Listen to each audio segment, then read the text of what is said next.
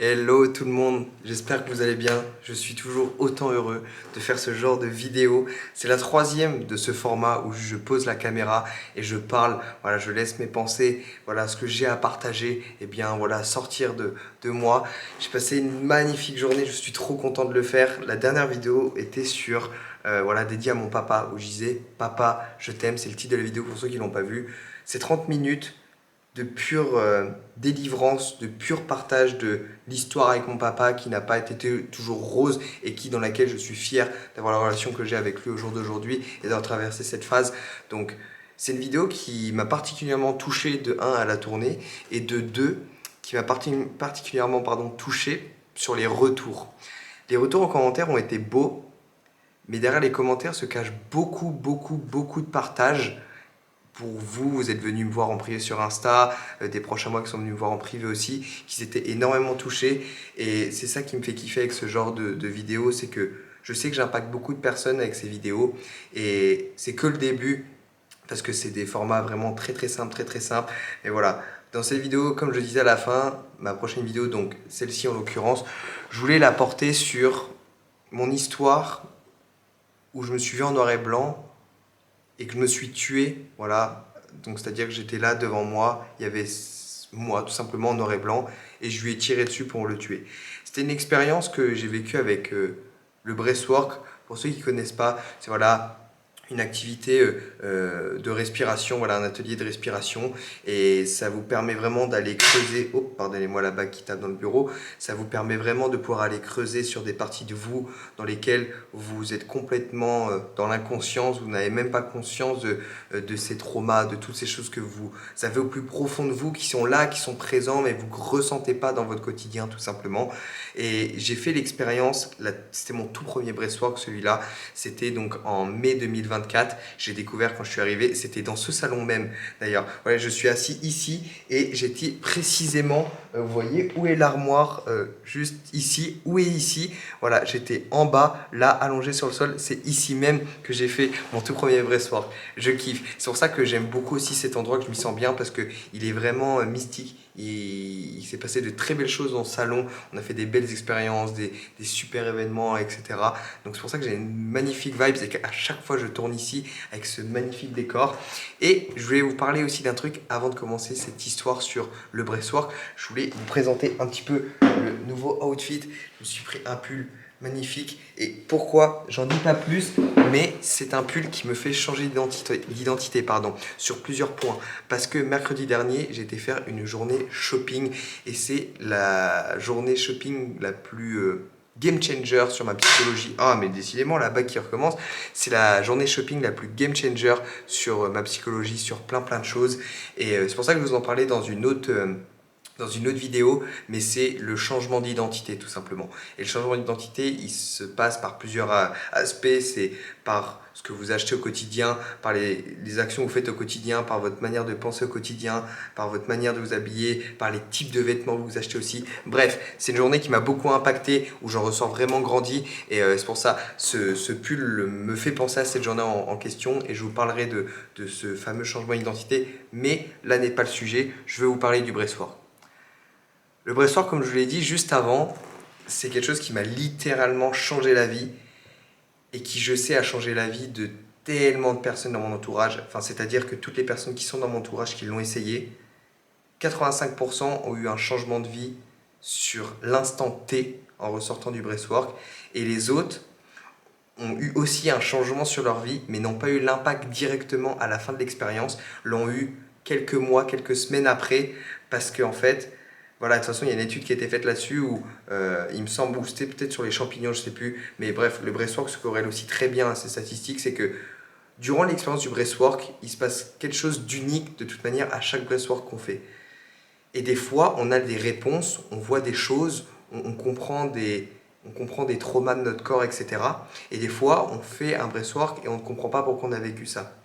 Et on le comprend parfois plusieurs mois après. Et là vient l'impact de cette séance précise du breathwork. Donc des fois, ça va être un impact sur l'instant T, des fois qui va être sur plusieurs mois. Mais moi, personnellement, voilà, au jour d'aujourd'hui, depuis mars, j'ai dû faire, là on est en décembre, on est le 17, j'ai dû faire au total 5-6 breathwork et à chaque fois il relevait une unicité. Voilà, chaque breathwork était unique et c'est juste magnifique. Et d'ailleurs je vais en refaire un prochainement et normalement c'est une activité qu'on fait en groupe tout seul, on fait en groupe pardon, mais le prochain je vais le faire tout seul. Je vais m'essayer un petit trip tout seul, je vous tiendrai au courant, je partagerai cette expérience. Mais bref, en tout cas je vous invite vraiment à pouvoir vous ouvrir, je vous en dis pas plus, mais peut-être que vous serez conquis à la fin de cette vidéo pour vous ouvrir à ce genre d'expérience, mais je vous invite vraiment à le faire. Mais là n'est pas le sujet. Ce qui compte le plus, c'est mon histoire avec le breathwork. Comme je vous ai dit, voilà, j'ai commencé à vivre dans le sud en octobre dernier. Après, je suis retourné un mois voilà, voir ma famille, etc. Et je suis revenu ici, dans cette maison même, en mai 2024. En mai 2024, c'était le premier, je crois. Et il s'avère que le 14, si je dis pas de bêtises, le 14 mai ou le 17, j'ai fait mon tout premier breathwork. Et c'était donc Anaïs, qui est la copine de Noé, qui a décidé de nous initier à cette pratique parce qu'elle a une formation pour ça, elle est coach en psychosomatique et elle dispose des compétences pour pouvoir accompagner un breathwork tout simplement. Et au château, actuellement, on était 7-8 et elle voulait nous initier à cette pratique. Moi, je vous avoue qu'au tout début, j'étais vraiment assez fermé à l'idée parce que je suis asthmatique. Bon, ça c'était une croyance limitante, une objection de merde, hein, très clairement, que je dise un terme vulgaire. C'est clairement une objection de merde. Et c'est juste moi qui étais là par peur d'aller rencontrer et embrasser l'inconfort d'une nouvelle expérience. Et du coup, j'ai beaucoup cogité, beaucoup cogité, beaucoup cogité. Et voilà, il fallait qu'on signe un contrat avant de le faire, etc. Et je me suis dit, au moment de passer à l'action, let's go, je le fais. 2 heures avant, je signe le contrat, je le fais. Et donc voilà, on s'installe, elle nous explique, elle nous raconte ce qui peut se passer, elle nous raconte qu'elle va être là, elle nous raconte comment va se dérouler avec le rythme de la musique, plein de choses. Et donc on commence tout simplement, et si vous voulez, en fait, on fait des grandes respirations. Donc c'est-à-dire que vraiment on va faire... Et on recommence.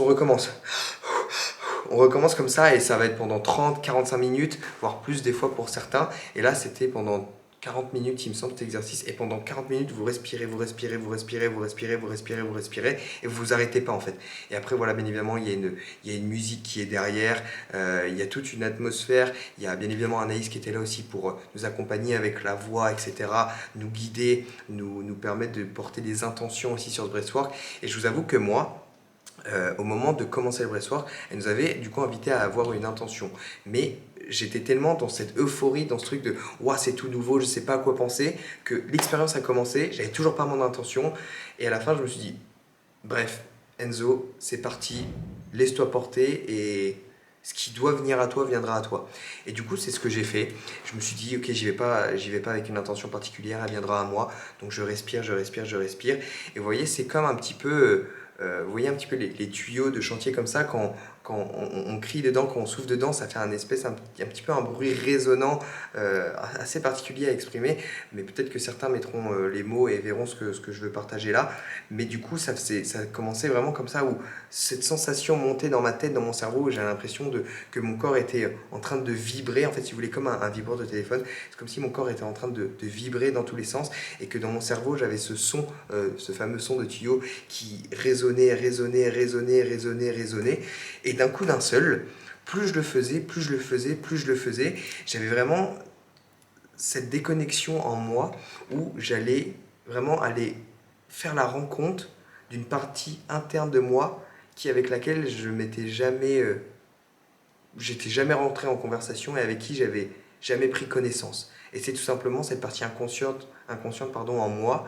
Et en l'occurrence, dans cette expérience, j'ai fait la rencontre d'un de mes traumas avec lequel je vivais dans l'inconscience et qui donc, j'ai pu prendre conscience et pu guérir après ce breathwork, pardon. Et donc du coup, voilà, l'activité continue, je respire, je sens mon corps vibrer de plus en plus fort, de plus en plus fort, j'ai ce bruit dans ma tête qui résonne, et plus je le fais, plus je vois une mini boule blanche comme ça au fond de moi, donc il faut savoir qu'on a les yeux fermés.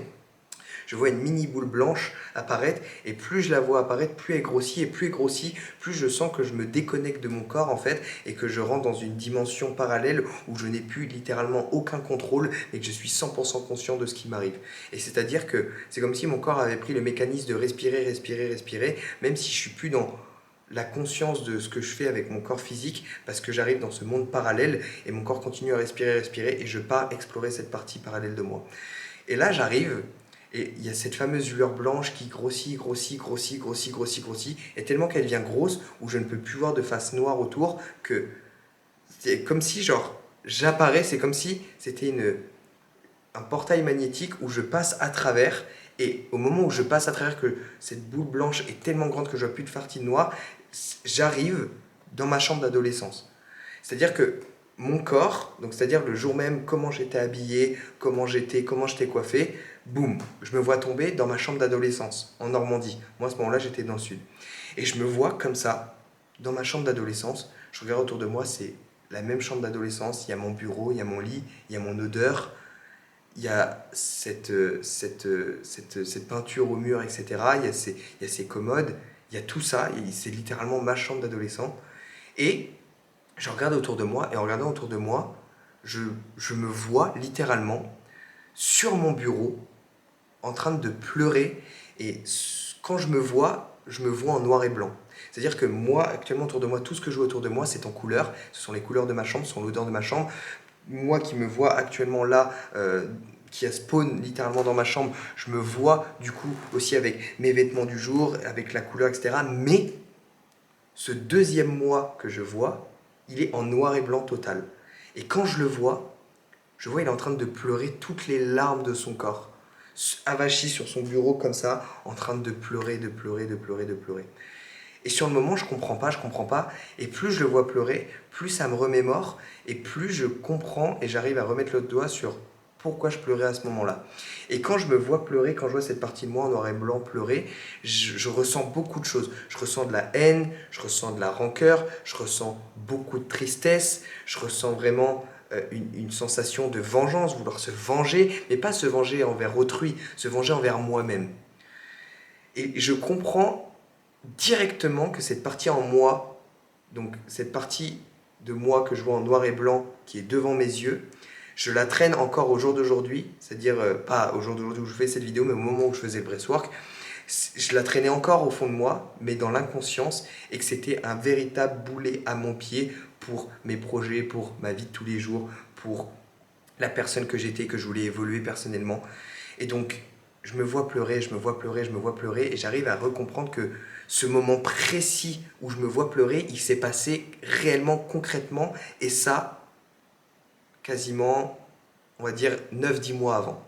En fait, si vous voulez, ce moment-là où je pleurais à mon bureau, c'était tout simplement suite à la séparation avec mon ex-copine, où j'avais pris conscience, malheureusement, quand j'étais assis à mon bureau, que j'étais passé à côté de trop de belles opportunités de ma vie, que j'avais décidé de ne pas saisir parce que j'étais entouré, que j'avais dit oui à des choses à laquelle je n'étais pas aligné, avec laquelle j'aurais essentiellement dire non, parce que à cause de beaucoup de choses, j'avais perdu mon identité tout simplement sur beaucoup d'aspects de ma vie, que j'avais délaissé mes projets aussi, qu'ils soient aussi sportifs, mais voilà, ça c'est pas le plus gros, c'est surtout sur les projets professionnels où je m'étais complètement délaissé, c'est-à-dire que depuis que j'ai 15-16 ans, je veux faire des choses, mais là, je ne pouvais littéralement pas, à cause de plusieurs facteurs. Attention, cette vidéo n'est pas à but de laisser une mauvaise image de mon ex-relation, loin de là, elle m'a énormément fait grandir, elle a fait l'homme que je deviens aussi au jour d'aujourd'hui, et j'en retire d'énormes grandes leçons, et moi j'ai aucune rancœur vis-à-vis de cette relation, bien au contraire, et même que ce soit avec la personne en question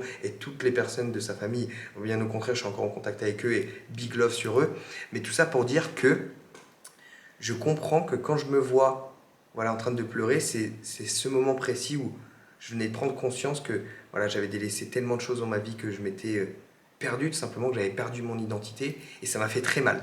Ce jour-là, quand je pleurais devant mon bureau, waouh, ça m'a mis, je pense, l'une des plus grosses claques que j'ai prises de ma vie, tout simplement. Et bien évidemment, j'avais beaucoup de haine envers moi-même. Je me disais, mais putain, Enzo, qu'est-ce que t'as branlé? Tu savais que tu devais faire ça. Tu ne l'as pas fait. Tu savais que tu n'aurais pas dû dire ça, mais tu l'as dit. Tu savais que tu n'aurais jamais accepté ça, mais tu l'as accepté. Et vous voyez, c'est vraiment cette sensation où j'avais de la haine envers moi-même. Et je voulais me venger de moi-même. Mais la vérité, c'est que cette vengeance, cette haine que j'avais au fond de moi-même, je la portais dans l'inconscience. Et c'est là où en est le problème. Et pour en revenir donc, pendant le breathwork, je spawn dans ma chambre, je me vois devant en train de pleurer en noir et blanc. Et plus je le vois, plus je sens quelque chose qui vient m'oppresser dans la cage thoracique. Vraiment beaucoup de haine, beaucoup de tristesse qui viennent en moi. Et le moi en noir et blanc, d'un coup d'un seul, il lève la tête et nos deux regards ils se croisent. Et quand nos regards ils se croisent, le moi en noir et blanc il saute de sa chaise, de ma chaise de bureau, il me court dessus, il me saute dessus et c'est comme s'il voulait venir me poignarder.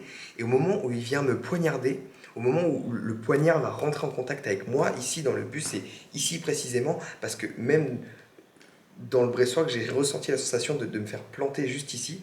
Et au moment où il commence à planter, la pièce, c'est comme si elle explosait en confetti. Et quand elle explose, du coup, j'ai une sensation de perte de connaissance, etc. Je ne sais pas ce qui s'est passé. Je reprends donc conscience pendant que je suis dans l'inconscience, voilà, dans une dimension parallèle, et je me retrouve dans une tranchée. C'est-à-dire qu'autour de moi, il n'y a pas un bruit. Je me retrouve littéralement dans un champ, mais avec d'immenses hectares, et je me retrouve dans une tranchée. Et autour de moi, il n'y a pas de bruit. Il n'y a pas de bruit. Je ne comprends pas ce que je fais là. J'étais à une seconde de me faire poignarder et de littéralement peut-être mourir. Et là, la pièce a explosé autour de moi. Je me retrouve dans une tranchée avec aucun bruit autour de moi, même pas de bruit d'oiseaux, même pas de bruit de vent. Et là, je comprends pas. Et d'un coup d'un seul, il y a des coups de feu qui surgissent en ma direction. C'est-à-dire que je suis dans la tranchée et au-dessus de moi, et c'est littéralement la scène que je vois. Hein. C'est comme si j'étais dans un film, que j'étais l'acteur du film, et que au-dessus de moi, là, j'étais dans une tranchée et je vois des balles qui passent, je les entends, elles tapent la terre me tombe dessus, je ressens la terre qui tombe sur mon visage et je ressens beaucoup de peur, de stress, de panique, je comprends pas ce qui se passe. Et du coup, je regarde autour de moi, je vois des armes dans la tranchée. Je me lève et je comprends que je suis dans une tranchée, que dans ma tranchée en face de moi, c'est comme s'il y avait un no man's land, et à l'autre bout de ce no man's land, il y a une autre tranchée, et dans cette autre tranchée, il y a le moi en noir et blanc. Et là, je comprends que les balles qui venaient de fuser, c'était pas un chasseur, c'était pas je sais pas quoi. C'était clairement le moi en noir et blanc qui me tirait des balles dessus. Et donc, moi, dans la personnalité que je suis pas dans la haine, je suis pas comme ça. Et je voulais absolument pas du tout rentrer en conflit avec lui. Je voulais au contraire être là pour le rassurer, essayer de comprendre ce qui va pas, essayer de arranger les choses d'une autre manière. Et plus j'essaye de communiquer avec lui de ma position, de ma tranchée, je comprends que ça va pas être possible parce que lui, les seules choses qu'il fait, c'est me balancer sa haine, sa tristesse, ses pleurs, sa rancœur, ses tirs, hein, ses coups de feu tout simplement. Et je comprends que ça va pas être possible. Je comprends que ça va pas être possible de passer par la communication, que pour la première fois de ma vie, je vais devoir passer par la violence, et c'est-à-dire riposter avec les armes qui sont autour de moi dans cette tranchée, et devoir le tuer tout simplement. Et du coup, qu'est-ce que je fais? Je saisis une arme tout simplement, et à mon tour, moi aussi, j'en viens à tirer dans sa position et à essayer de le tuer. Et donc là, on rentre vraiment dans un conflit très très puissant où je pleure toutes les larmes de mon corps. C'est-à-dire dans la tranchée, je pleure, je pleure, je pleure. Et je sais que ici aussi, allongé, je pleure toutes les larmes de mon corps. Mon corps tremble dans tous les sens, etc. Mes membres se crispent. C'est-à-dire que j'ai vraiment l'avant-bras qui se contracte dans tous les sens. Les jambes, les orteils, les mollets, tout se contracte dans mon corps. Et là, je me vois encore dans cette tranchée en train de tirer envers le moi en noir et blanc. Et il y a vraiment cette confrontation tellement atroce. Quand j'y repense, ça me fait beaucoup de mal à y repenser en réalité parce que c'était la première fois que j'ai connu autant de violence et c'est ouf à quel point je l'ai ressenti cette violence alors qu'en réalité j'étais dans une dimension parallèle à mon corps physique, mais c'est à quel point pour vous dire j'ai été dans une immersion totale et que c'était tellement réel ce que je voyais et ce que je ressentais. Et donc le conflit continue, il continue, lui il continue de m'insulter, de me remettre en tête toutes ces atrocités que je me suis dit et toutes ces choses que j'ai laissées passer. Et c'est-à-dire que moi ça me remplit encore plus de haine envers le moi en noir et blanc. Je suis là en mode frère, pourquoi tu me remets le couteau dans la plaie tout simplement. Et donc du coup à mon tour je tire, je tire, je tire.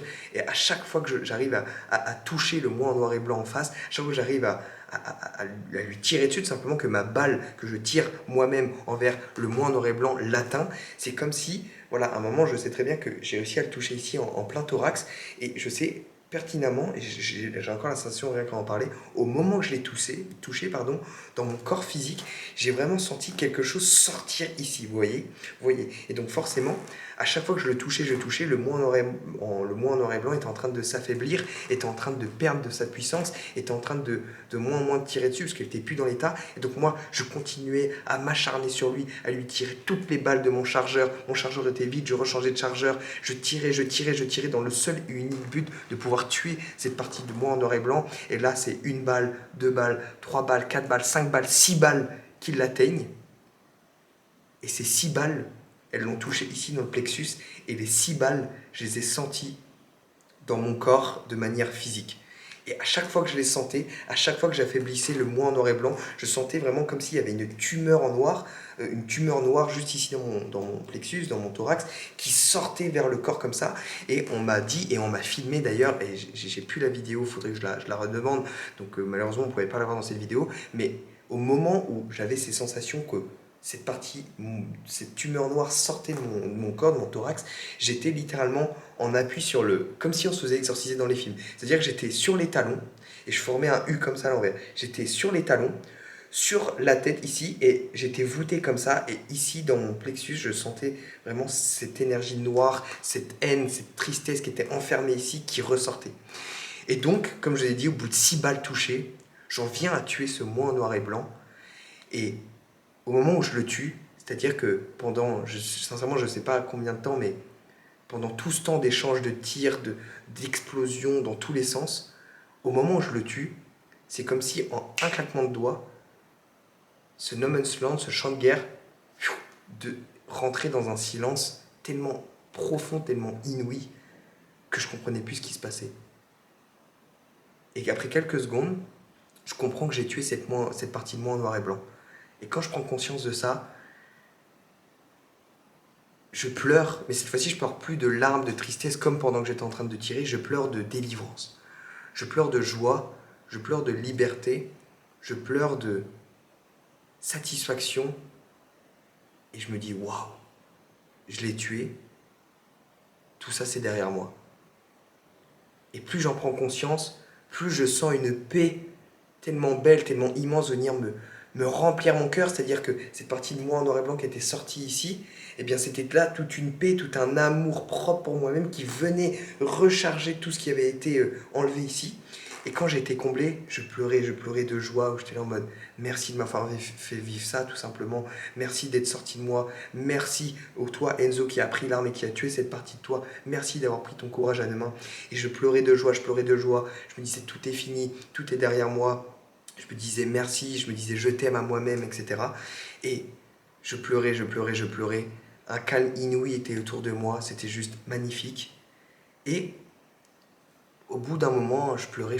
Il y avait une autre lumière qui s'apparaissait, qui était au plus profond de moi, enfin, qui était voilà, plus loin. Et donc, elle m'attirait cette lumière. Je me dis, eh ben, je me dois d'aller vers cette lumière. Et donc c'était la même lumière qu'au tout début avant que je tombe dans la chambre de mon adolescence. Et donc là je cours avec un sourire tellement immense. Et là encore une fois on m'a filmé et on me voyait physiquement juste ici avec cet immense sourire où je disais je t'aime, merci de vive voix, c'est juste magnifique. Et donc je courais, j'avais cette sensation que je courais avec une légèreté tellement immense, j'avais l'impression que j'avais perdu plus de 100 kilos, que je sautais, que je riais, je m'exclamais d'une manière tellement nouvelle, tellement plus belle, tellement plus saine, tellement plus authentique, et que j'étais moi-même. J'ai l'impression que j'avais fait tomber un masque, que j'étais là en mode putain, mais je viens d'apprendre à me connaître littéralement. Je viens de faire la rencontre avec mon moi véritable, et puis mon moi qui n'est pas vrai, et qui portait cette rancœur, cette haine envers soi. Et je courais vers cette lumière, et au moment d'arriver vers cette lumière, je saute dans cette lumière, et oh là là, j'ai plus de batterie les amis, je vais faire très très vite. En tout cas, je vous dis au revoir tout de suite. Un grand merci d'avoir écouté cette histoire, on est sur la fin. Et j'arrive, et au moment où je rentre dans cette lumière, je me retrouve du coup ici, dans cette salle, où je me vois littéralement du dessus, et que voilà, autour de moi, tout est noir, et c'est comme si en fait la pièce est noire, et il n'y a que seulement un flash sur moi qui est en train de faire le brissoir, et je me vois dessus comme ça, et je suis en train de me contempler, de me remercier pour tout ce que j'ai fait dans ma vie, en train de m'apporter tout l'amour que j'ai à m'apporter, et en train de m'apporter toute la confiance, et toutes les armes, toute l'énergie pour continuer d'aller vers de l'avant comme je le fais si bien depuis ces derniers temps. Et donc à ce moment-là, je suis rempli d'amour, etc.